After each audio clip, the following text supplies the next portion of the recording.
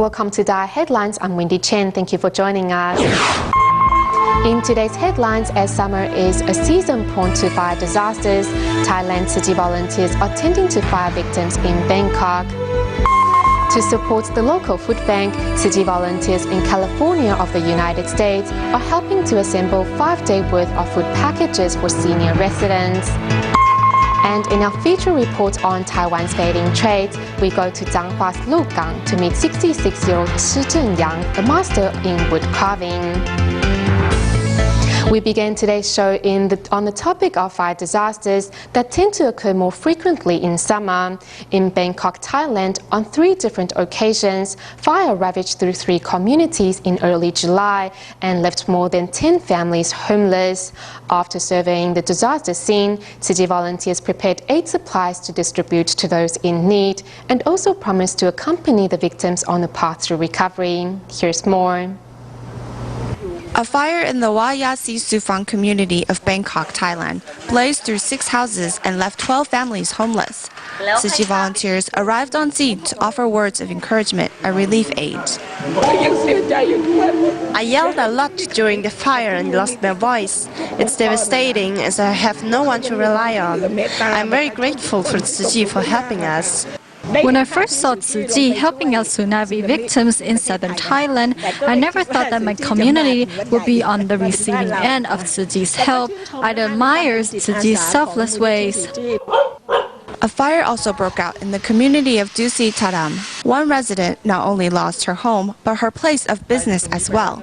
Thankfully, Tzu volunteers arrived to offer kind words during this difficult time. Seeing the volunteers makes me happy. Although my house is gone, but I still have your emotional support and care. In 2 days, Bangkok Tzu volunteers rushed to 3 different disaster sites. Besides distributing aid to residents, they also brought words of encouragement.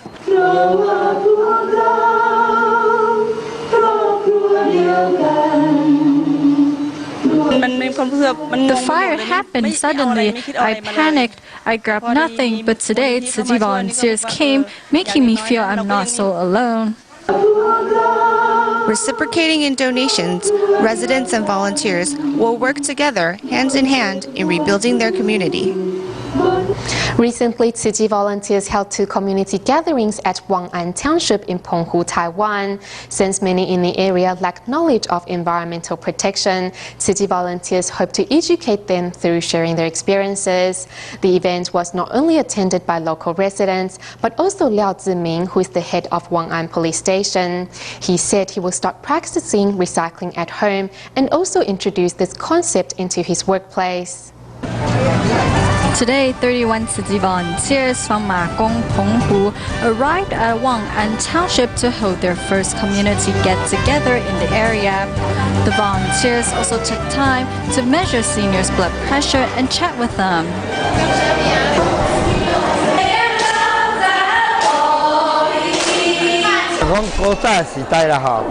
In the old days, people say that we are one big family because we will live under the same sky.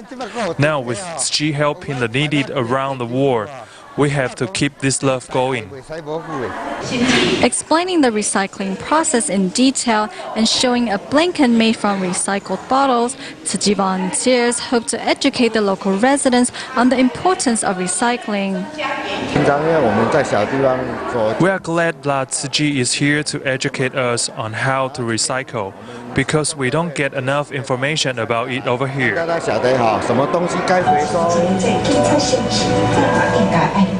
Today, volunteers from Tzu Policemen's Welfare Association also arrived in Penghu after being informed that the police head of Wang'an Station wanted to promote Tzu's philosophy in his workplace. I'm willing to embrace Master Zhen Yan's philosophy and start to practice recycling in our Wang'an Station. To become a bodhisattva, it is not just about praying. You have to incorporate the teachings into your life.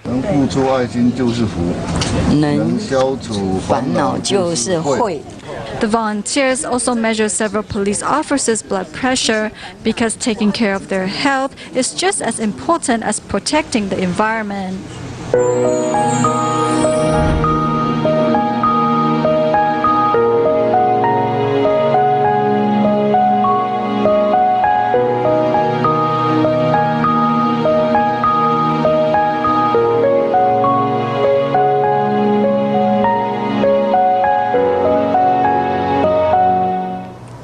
Moving to the United States, Tzu Chi volunteers Tzu Chings and Tzu Saos from Cerritos near Los Angeles of California came together at the end of June to help the Orange County Food Bank assemble 5-day worth of food packages for 1,000 senior residents. While packing the meals, Tzu Chi volunteers met a young couple who brought their son to celebrate his birthday by giving to the needy. Corn and green beans. Green bean one right here. The food bank staff personally shows how to fill the packages so as much food as possible can be put inside. Volunteers were from 3 different organizations, including 15 volunteers from Tzu Chi. The 15 people are composed of Tzu Chings, Tzu Saos, and Tzu Chi volunteers. The Orange County Food Bank is expected to assemble 5 days worth of food packages for 1,000 people. And even though the packages are not light in weight, everyone is happily lending a hand. In the middle of this all is young baby Tanner, whose parents also volunteered to help out on the day of their son's birthday. We really want to be here because I believe that birthdays are about celebrating life.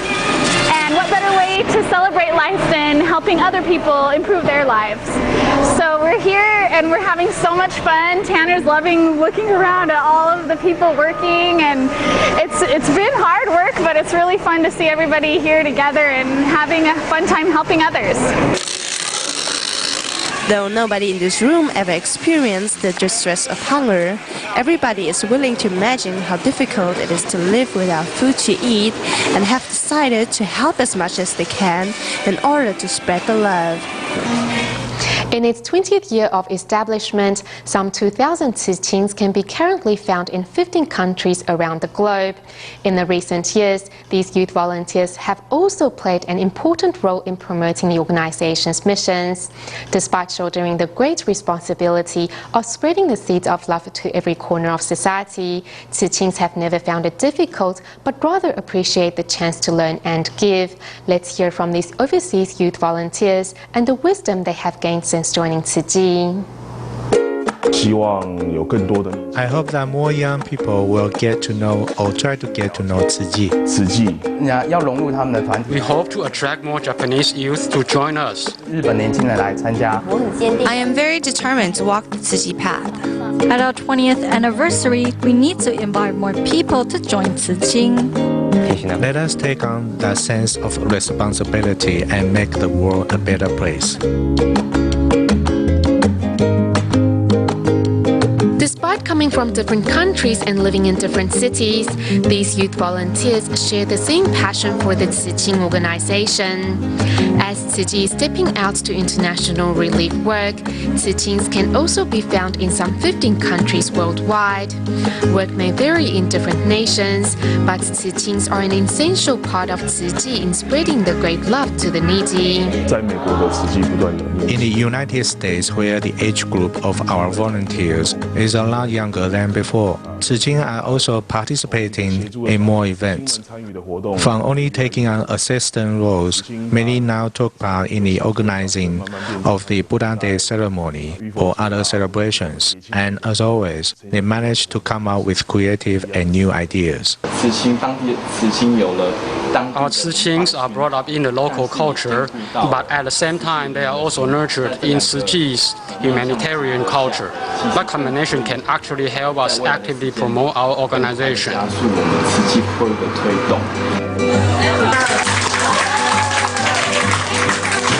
Young in age and creative in mind is what is prompting Tzu Chings to become important coordinators in promoting Tzu Chi's work far and wide. In Singapore, these youth volunteers funded a vegetarian campaign, and the US Tzu Chings also organized a trip to South Africa to bring love to needy children.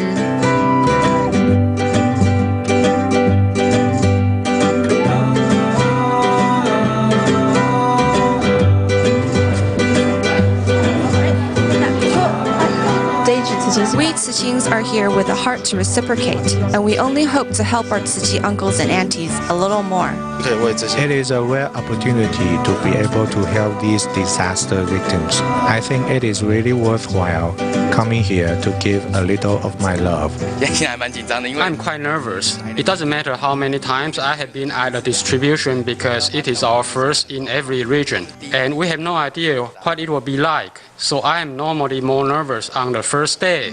With limited human resource, overseas Tzu volunteers and Tzu are often required to multitask in events. For these young adults who are fluent in English, they also shoulder the responsibility of spreading the seeds of love to local residents. Tzu is mostly Chinese, so when we go to school and we advertise, it's really hard because mostly all our language stuff is all in Chinese here. So it's very important to now use English in the public so we can grab them more to volunteer with us. The Chinese community in South Africa is now slowly moving back to Taiwan or relocating to other countries. So we have fewer people here. We are involving local volunteers because only when we do so are we able to pass on Tzu's missions. Tzu are said to be the future hope of Tzu, and it is particularly true in the overseas chapters, as many either join the volunteers rank or devote themselves to working for the foundation after they graduate from university. With the disorder of the mind, we really need more young people to join us in promoting a sense of purity in society. I really hope that more local residents will join us in Tzu's missions. Overseas Tzu all hope to take in the local culture and bring our organization to an international level so that we may attract more young people to join us in making a difference. To celebrate the 20th anniversary of Tzu Collegiate Youth Association, Tzu in 13 different countries came together to collect and sort garbage at their local recycling stations. On July 15th, Tzu in the United Kingdom visited Heaton Park to pick up garbage left behind after a music concert. The event was also joined by an Olympic champion from Jordan. Meanwhile, also doing their part for the planet are Tzu in Vancouver, Canada, who for the past 15 years have been cleaning up the streets around the city. This time they also participated in the Marathon Recycling Day in spite of the poor weather conditions. Let's take a look. As part of the Marathon Recycling Day, Tzu in Vancouver are ready to clean up the streets regardless of the weather conditions.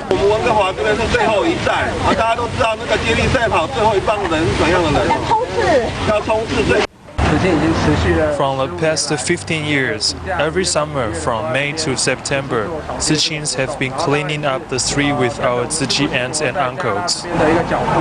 Thanks to the Tzu and volunteers, the streets of Vancouver's Chinatown slowly have become cleaner. The Tzu promise to continue their good work to make our planet a cleaner place. Meanwhile, Tzu in England are also doing their share to safeguard our planet by picking up trash inside Heaton Park. The event was also joined by a 4-year-old. Yes, very good.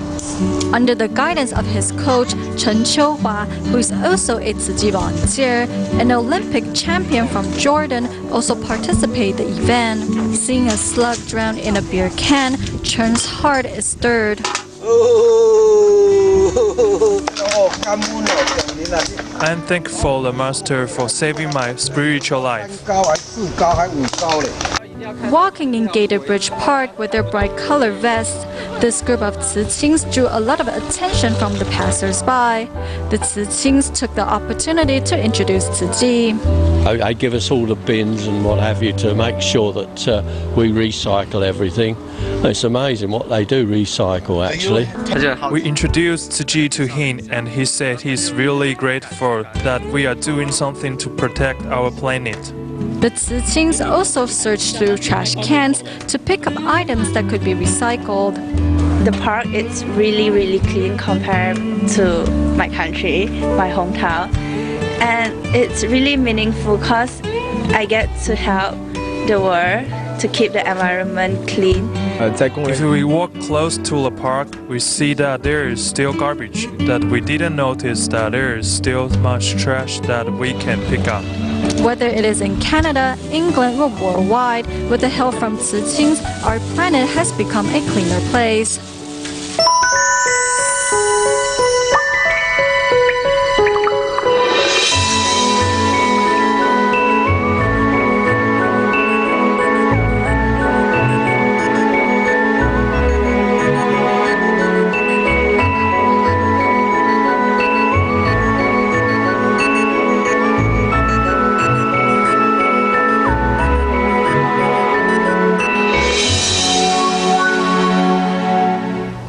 In our continuing series on Taiwan sunset industries, today we are taking you to Zhanghua's Lugang to meet Si Zhenyang. Master Si began learning the secret of wood carving by his father's side when he was just 11. By the time he was 25, he was already being commissioned by temples to help with restoration or new projects. In the years following, Master Si has helped renovate or create wooden carvings at countless temples. In addition, on top of the 8-hour workdays, Si Zhenyang also teach wood carving at 2 universities. Today, in order to pass on his skills to the next generation. Here at Si Zhenyang's workshop, different pieces of wood can be found everywhere. After a moment's thought, Si picks out a nondescript piece for his next project. With chalk and ink, he then outlines the design. I work according to the natural shape of the wood. For example, this area is already quite beautiful. As well, the lines in the wood and its indentations and protrusions, I try to work with them as much as possible.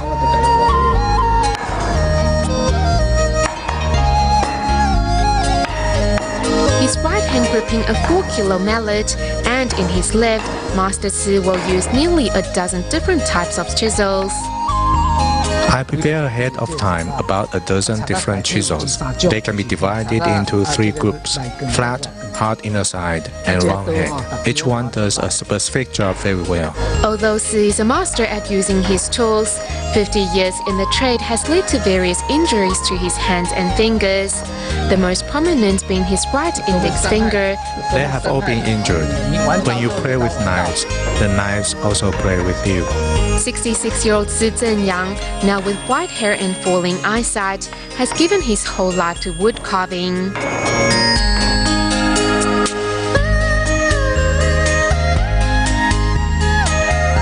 None of my works have been sandpapered. Each cut is a result of work with my chisel. This is one of the unique areas of my artworks. In his work, the art of books, painting, and carving become one. Master Si has also added new ideas and new materials to the mix. Traditional wood carving does not use color. This piece I painted using a mineral-based color. This was a good example of how I am constantly searching for innovation within a traditional framework. Here at Lugang's Cenghuang Temple, all the carved beams and columns, as well as the carvings in the front of the main entrance, are done by Master Si. As an advisor to the Cultural Resources Protection Society, Si does his best to protect and preserve historical landmarks. In the old photos in Lugang City Hall, I copied the carvings I saw there.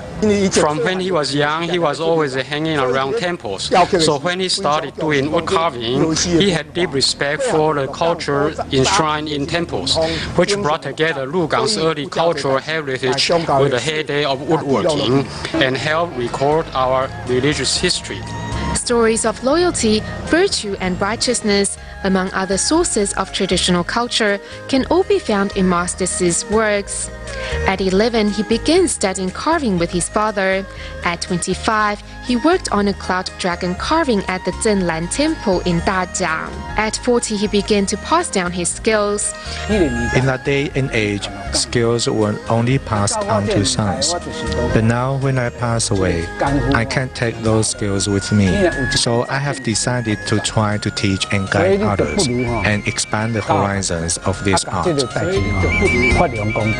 Thanks to Master Sis' skills and willingness to share, an art that is almost on the verge of extinction can continue on. Tzu Chi volunteers around the globe are not only working together to promote conservation work, but they also share the benefits of vegetarianism with others in hopes of inspiring people to take on the meatless diet. In Malaysia, 78 children at the Kuala Lumpur DaAi Education Center are vowing to take on a vegetarian diet to save the planet. Teachers also held an event in order to give 120 parents the right information about vegetarianism. Let's take a look. The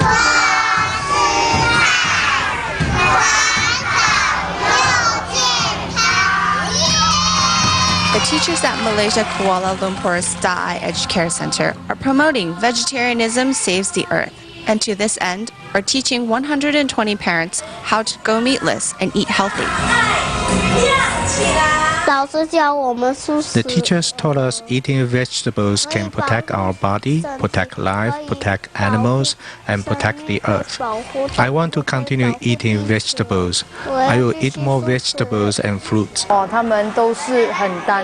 children are very pure. They have a very compassionate heart. For example, when the teachers ask them who ate a vegetarian meal yesterday, they will say, "I don't want to kill animals, but my parents tell me to eat fish. My mom and dad would tell me to eat meat." We are informing parents so the children can be healthy, have a clean earth to live in, and learn to respect life.